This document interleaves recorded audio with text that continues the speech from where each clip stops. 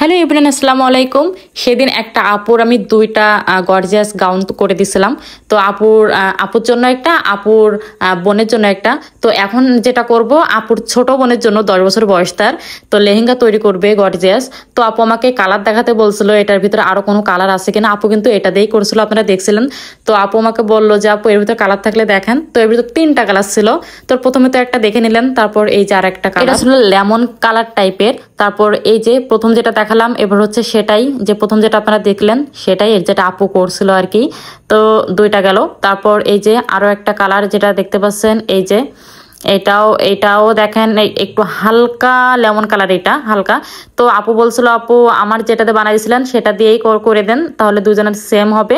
তো এটা আমি আপুকে দেখাচ্ছিলাম ফলসের কাপড় দিয়ে, নিচে খুবই সুন্দর একটা জিমুসি কাপড়টা দিয়ে দেখতেছিলাম। তারপর ওড়নাটা দেখেন সোমায়া সিল্ক দিয়ে দেখতেছিলাম, আমি সেম ওড়নাটা নিতে বলছিলাম। তো আপু বলছিল আপু না, আপনি হচ্ছে এই যে পার্পল কালার ভিতরে আছে, তো এর সাথে ম্যাচিং করে ওড়নাটা নেবেন। তো এর সাথে ম্যাচিং করে আমি এই পার্পল কালারটাই নিয়ে নিয়েছিলাম, দেখতে পাচ্ছেন। তারপর ওড়নাতে দুই সাইডে লেস দেওয়ার জন্য আমি একটু চওড়া লেস এটাই পছন্দ করেছিলাম, আপুরও ভীষণ পছন্দ হয়েছিল, তো এটাই নিয়ে নিয়েছিলাম। তো তোমাদের ফাইনাল লুকটা এবার দেখাই দিব।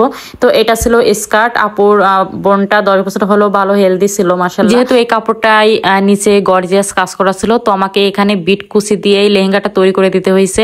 আর কোমরে বেল্ট সিস্টেম করে দিয়েছিলাম, দেখেন সাথে কিন্তু হুক ছোট বড় করে নিতে পারবে, সাইডে চেন ছিল, দেখেন মাশাআল্লাহ। আর নিচে তো ফলসের কাপড়, যেটা হচ্ছে জিমুসু কাপড়, সেটা দিয়েই করছিলাম। এত সুন্দর গ্লেজ দিচ্ছে আপনারা দেখতে পাচ্ছেন। আর উপরে ব্লাউজটা আপনাদের মাশাআল্লাহ খুবই পছন্দ হবে। দেখেন হাতাটা কিন্তু হাতির কান, যে হাতাটা অনেক কুচি দিয়ে আমি এই হাতাটা করে দিয়েছিলাম যেন অনেক সুন্দর লাগে। নিচেও ডিজাইনটা ফেলছিলাম, এবং পিছনে সিন্ড্রেলা ডিজাইন দড়ি দিয়ে দিয়েছিলাম, দেখতে পাচ্ছেন বোনা বোনা, খুবই কিন্তু সুন্দর। ছোট বড় করে নিতে পারবে।